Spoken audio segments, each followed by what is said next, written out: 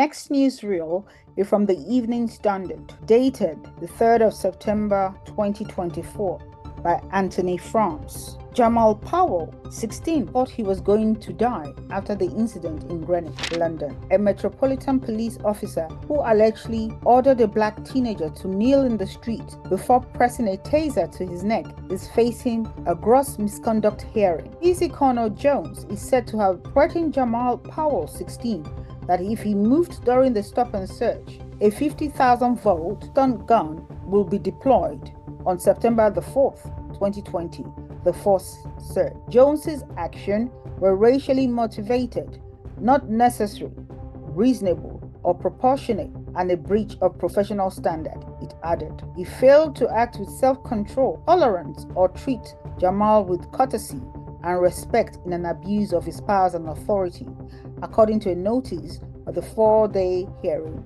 due to start on September the 16th. It alleges the officer's actions were influenced by the ethnicity of Powell, and the officer improperly assumed that he was a greater threat than he was because he is black, contrary to the standard of professional behavior, equality, and diversity. Scotland Yard has already paid substantial damages to Jamal over the incident, which was filmed and was widely shared on social media. The teenager told The Guardian last year that he thought he was going to die after being surrounded and handcuffed by officers, some holding firearms in Greenwich, southeast London. Police said at the time they responded to reports of a hooded man dressed in a black tracksuit who was armed with a samurai sword and threatening people at about 11 p.m. Jamal wasn't wearing dark clothing nor a hood. He had been walking with 4 friends, 1 white and 3 black. The black youths were searched,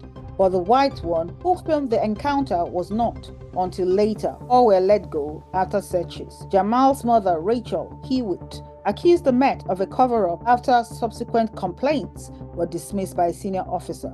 She told Channel 4 News last year, "He just wanted to brush it under the carpet and just hope that I would go away." After the Met found no wrongdoing, the family solicitors complained to the Independent Office for Police Conduct. In May 2022, the IOPC decided one officer had a case to answer for gross misconduct for their use of force and alleged discrimination, and the second officer should face misconduct proceedings over the stop and search. The watchdog has taken the unusual decision to present the case against Jones before his misconduct panel, which, if proven, could lead to dismissal without notice. An IOPC spokesman told The Standard on Tuesday, "Consider that to do so is in the public interest and should enhance public confidence in the police complaints process. It will be for the disciplinary panel, led by an independent, legally qualified chair, to determine whether or not the gross misconduct allegations against the officer are proven." In December last year, the Crown Prosecution Service rejected an IOPC request to consider a criminal charge.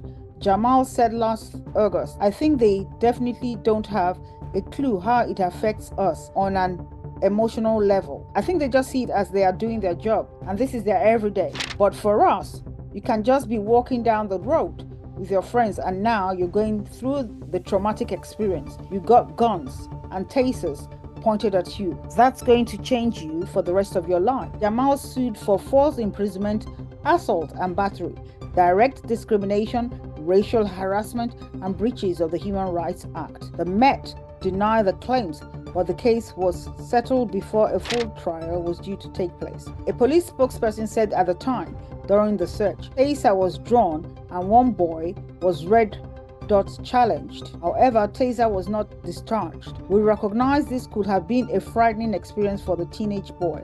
We will be speaking to local community groups about the incident and the police response to reassure them. We will be apologizing to the boy and his family and have settled a civil claim." The Met was approached by the Standard for further comments. What do you think about this particular newsreel? Was it appropriate for the police officer to search the 3 black boys and leave out the white boy, but later, possibly due to pressure, search the white? What a traumatizing experience for the black boys. Just like Jamal said, is going to affect them psychologically, especially when they are walking down the street. I'm happy that was a civil settlement as relates to this particular newsreel. Listeners and viewers, kindly leave your comments as relates to this racial abuse and harassment via email address risingaboveshadows of abuse@gmail.com. Thank you.